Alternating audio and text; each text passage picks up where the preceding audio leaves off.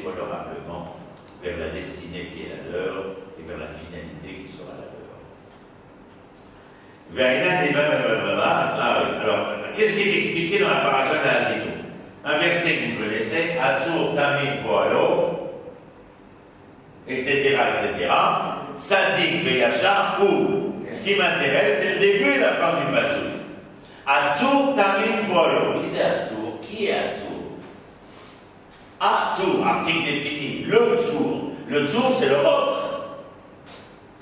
Dans la déclaration d'indépendance, en dehors du fait que nous devons nous conduire selon les lois et les pensées des prophètes d'Israël, nous serons sous la pleine dépendance de Tsur Israël, du Dieu Israël. Tsur, c'est l'éternel, c'est la source créatrice. Bien que nous retrouvions cette terminologie de Tsur dans un verset de Yeshayahu, où lorsqu'on nous demande qui êtes-vous, Yeshayahu répondrait Abitu et Tsurut Vatrem, Abitu et Avraham Avichem. Regardez la roche d'où vous avez été sculpté, regardez Avraham Avichem. C'est-à-dire que Avraham serait d'une certaine manière l'élément premier à partir duquel le peuple d'Israël, eh bien, d'où le peuple d'Israël aurait tiré les vertus de l'être en devenir, à partir d'Abraham. Ici, Atsur Tamim Poal, c'est-à-dire que l'Éternel est juste dans ce qu'il fait. Ça, c'est la traduction littérale. Mais pourquoi employer le mot Tamim? Tam, lorsque continuellement les gens disent que Tam, c'est le naïf. Que nenni mon ami. Tam, ce n'est pas le naïf. Tam, je vous ai donné une phrase tout à l'heure, Yaakov Ishtam Yoshev Kohalim, c'est-à-dire que Yaakov est un être intègre qui est sous sa tente, et c'est parce qu'il vit dans l'intériorité qu'il est intègre. C'est-à-dire, contrairement à ce que je disais tout à l'heure, il n'est pas non seulement volubile, mais volatile à l'extérieur de l'être qui est le sien.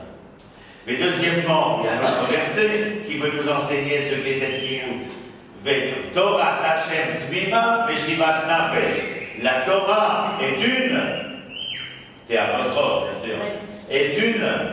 Pourquoi? Parce que nous avons reçu, il est vrai, 2 tables de la loi pour le prix d'une, mais celle de droite vient légiférer les relations de l'homme à l'éternel, celle de gauche les relations de l'homme à l'homme, et il est impossible d'aimer Dieu sans aimer les hommes, comme il est impossible d'aimer les hommes sans aimer Dieu, et qu'il nous faudra aimer les hommes et Dieu.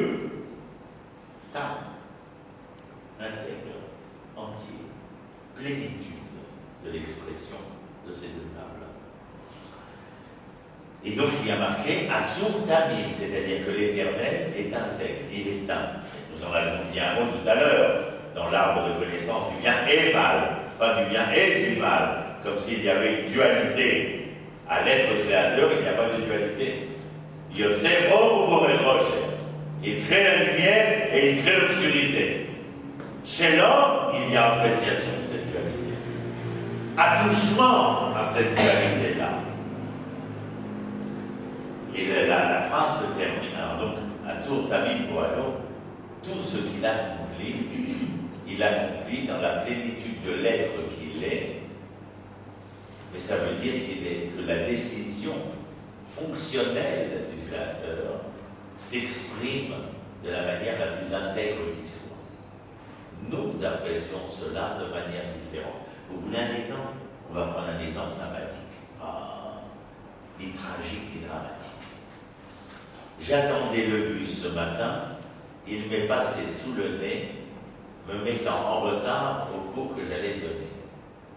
Ma réaction intestinale fut donc de sentir une poussée d'adrénaline qui me fit ressentir, bien entendu, un certain énervement. Heureusement que la vieille dame était à côté de moi à ce moment-là, et elle me dit « Altidag Habibi, voilà, elle me dit « Ne t'inquiète pas, mon ami, tout retard est pour le bien. Il s'avéra quelques heures plus tard, mais il peut s'avérer quelques jours plus tard que heureusement que je n'ai pas pris ce bus, ou heureusement que je fus en retard. Pour quelle raison? Peu importe.